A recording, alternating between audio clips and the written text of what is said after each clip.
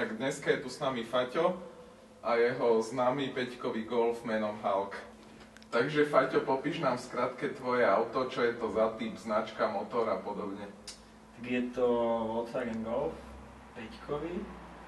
Je to úplná séria, alebo bola, jedna devina, diesel. A tak neviem, prerobil som na ňom asi všetko, čo sa dalo okrem motora a prevodovky. To zatiaľ zostalo sériové, tak na motore je iba čip, taký povinný. Mohol by si nám prosím ťa popísať úpravy na tvojom aute? No tak čím začnem? Asi čím farbou? To je také najznámejšie. Je to lak, není to plastidip, není to folia, čo mi chodí denne 5 správ, že po piči plastidip mám. To môžem ja? Jasne. To vypípaš? Nevypípam. A vystrihneš asi, že?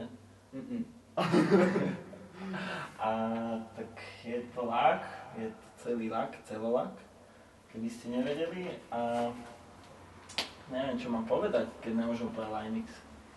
Vieš?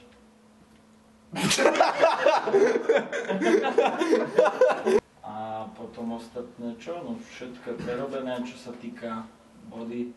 Predný nárazník, bočné prahy, zadný nárazník,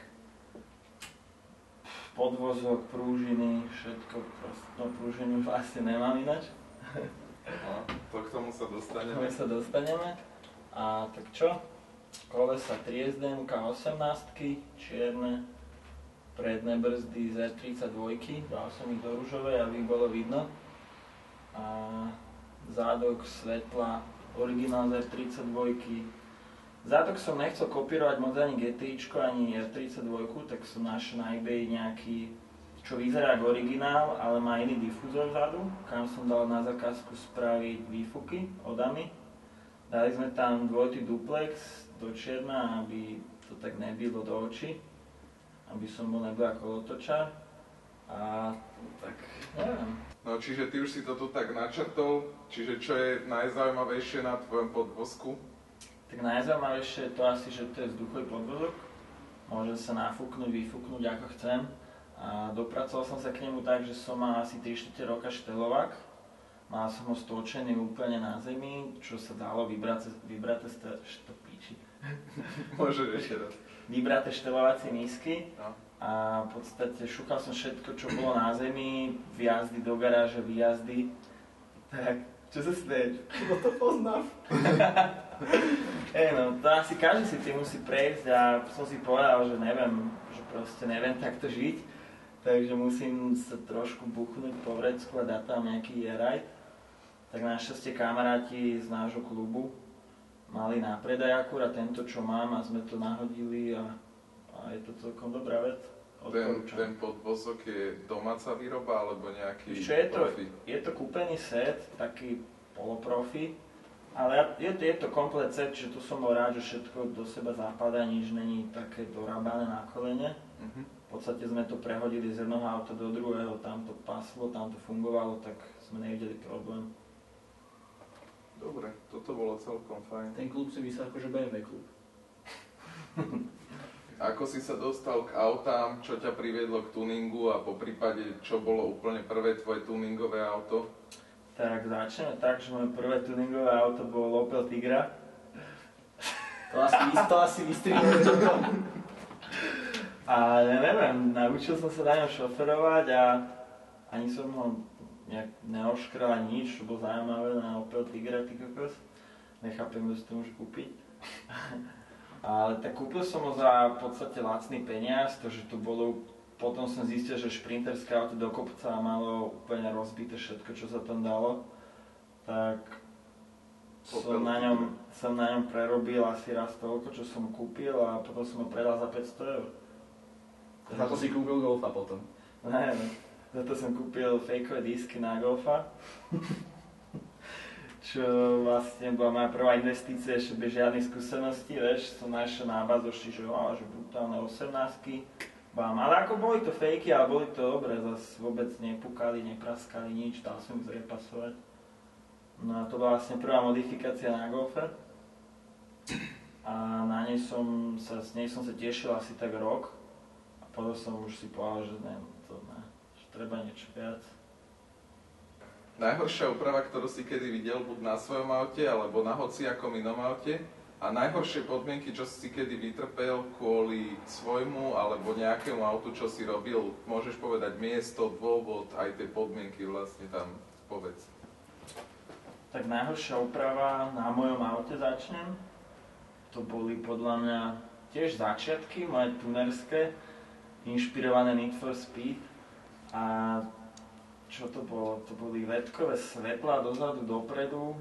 Medzi tým sa mi vždy vypálila nejaká ledka, že som ju musel reklamovať, o 3 mesiace posledný zase, tí sa mi zase vypálili. Ešte k tomu to vyzeralo hrozne, potom som ich aj tak dal do krabice za tebou hore. A na cudzích autách to vidím dennodenne. Proste 4 krídla vzadu na pritlak, z predokolky, maličké kolieska, veľké laminátové bodykity, akože neuveriteľné, ale tak nech majú ľudia radosť z toho. A aké podmienky najhoršie?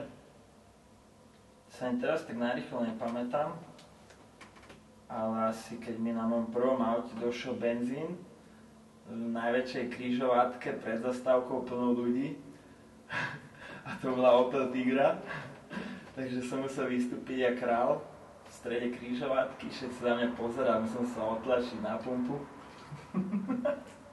Takže to fakt akože nikomu neprajem, fakt to je najhoršia vec. Akej farby bola tá Tigra inak? Žltá, ne? Ešte k tomu. Tigra bola čierna, ale strašne mi hnili vzadu blatníky, fakt, že úplne, že vyše mi tam rastli. Tak sám som si ich zrepasoval, som ich vybrúsil, nastrikal, všetko krásne, ale potom som dostal zjebnutý nápad, že však keď som to tu zvládol, prečo si nastrikať celé auto, tak som si nakúpil asi 15 sprejov čiernych, šmirgel nejakú 50-ku. Tak tým šmirgom som si obtiahol celé auto, to že bola 50-ka, hej, a takéto zrníska, som opäť celé doškrabané auto totálne. A som mal asi 15 sprejov čiernych, tak som to začal sprejovať. A už potom bola vonku, hej, u kamaráta pred garážou. Potom už zapadlo slnko a polka auta, hej, zešľahaná brústnym papierom a polka nastriekaná na čierno. Ja, že ty kokos, tak rýchlo som to začal striekať. A večer som si hovoril, že celkom fajn, ale ráno som sa pozrel také flakaté auto, úplne dorýhané celé, tak ako to tiež moc mi nestalo za to. Ale bola to sranda, aspoň viete, no. No a teda najhnusnejšie auto, ktoré je podľa teba na celom svete, je? Fiat Multipla. To nechápem, prečo to vyrábajú a kto si to kúpi, ale bol som minulý rok v Taliansku a tam to má každý druhý človek, ja neviem. Ale to vieš, že Multipla má 3 miesta vpredu. To je partywagen. Ale on je sadlo, ty kokos pod sklom. Multipla nahradila tie busy od Volkswagenu, to je teraz novodobé hypisacké auto. To je najhnusnejšie auto, určite. Čiže čo najväčšie alebo najcennejšie si obetoval kvôli svojmu autu? Tak určite to je finančná stabilita a tvorenie rezerv. Lebo každý tuner vie, že všetko kvalitné a dobre správené mu stojí veľa peňazí a proste na tom sa neoplatí šetriť, takže treba vždycky radšej si priplatiť a mať to kvalitne ako odflaknuté a lacno. Ja si poviem vybrať tretí pilier, lebo nejak ma to vytúcalo poslednú dobu. Aké sú najlepšie alebo najhoršie reakcie na tvoje auto? Tak ak preskočíme začiatky, kde som mal ledkové svetla predok, zádok, daylighty, imidžovky, tak asi to bude moja vlastná, keď som si vyberal farbu, keď mi striekali vlastne túto farbu, lebo začiatky boli také, že, alebo plány, že chcel som to mať také viac také kaky, taký trošku dohneda, taký army look, ale sám som si ju vybral a proste trafili ju presne tak, ako som si vybral z tej palety a proste došiel som k autu, prvý dojem som pozeral, že to není možné, že chcem to vrátiť späť, že proste sa mi to nepáčilo. Ale potom asi o 5 hodín ďalej už sa mi to páčilo a už som si tak pozeral, že aké doplnky s čiernou by sa to hodilo a čo, ak by to vyzeralo, tak úplne som si to obľúbil nakoniec.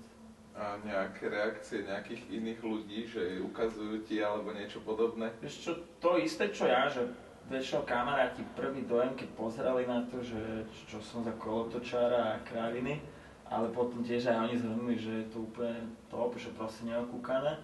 Takže také negatívne teraz asi ani neviem, proste ani neviem čo, iba keď čúcham spodok auta, tak všetci mi pýtajú, že na čo mám vzduchač, keď čúcham spodok auta, ale neviem, sa to páči. Minulé som stál, som skoro vystúpil, stál som na semafore a tí oni notabene, a išiel okolo môjho auta a ja neviem, či nechta mi vieš, skúšal, že čo to je, a vnútri som počul, že a ja už som sa odpútal a tí kosťa, že to nechaj. Ja také nervy, ty kokos, také nervy, vieš, najškarečší bezďak, skurvený, ja som, či to je žena, muž.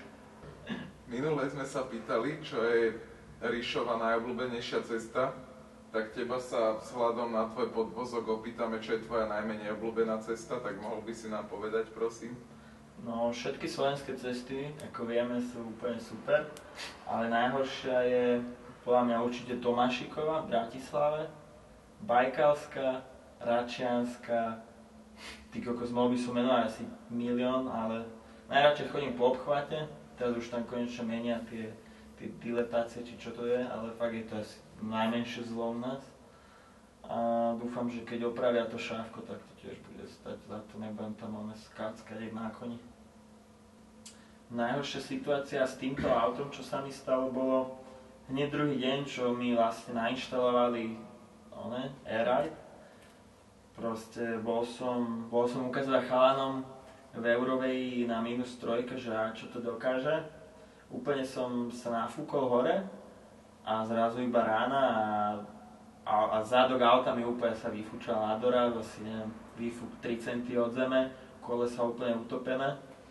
A teda, že čo, sme zistili, že vlastne vzadu hadička ustrelila z mechu a skončil som tak, že som išiel na jednotke asi 2 km hodinu, lebo som musel ísť cez celé mesto na jednotke, na blikačkách, šuchali mi kolesa o podblatníky a úplne paráda. Tak čo plánuješ do budúcna so svojím autom? Nejaké úpravy, súťaže, výstavy a podobné veci? Už čo teraz dokončila interiér, teda začal som už sedačkami z GTI Edition 30 Golfu. Tých som sa dočítal, že bolo plánovaných iba 1500 kusov v Európe, ale že vďaka veľkému dopytu spravili 2300, tak to tiež nie je až taká masovka, takže je to celkom také zaujímavé. Určite chcem dať aj aspoň nejaké dobré audio do dverí, nemyslím subwoofer do kufru, ale skôr, že vytlmiť dvere a tak poriadne tam dať niečo normálne. A tým potom už čalunenie a takéto srandy, hej, že palubovku nejakej čiernej kože, strop. Ale to už sú také detailiky, čo nie sú také, že musím to mať hneď teraz. Naposledy som bol na vlastne taká prvá veľká súťaž, výstava bola teraz nedávno v Budapešti, pred mesiacom asi. Tam som bohužiaľ nič nevyhral, ale akože určite ma auto bolo na najviac fotkách, čo tam ľudia chodili okolo, som mal asi najvychytanejší bok auta. Proste toľko bacilov tam mám ešte doteraz. A teraz bude Watersea za mesiac asi. Tam sa úplne teším, to je topka pre VAK.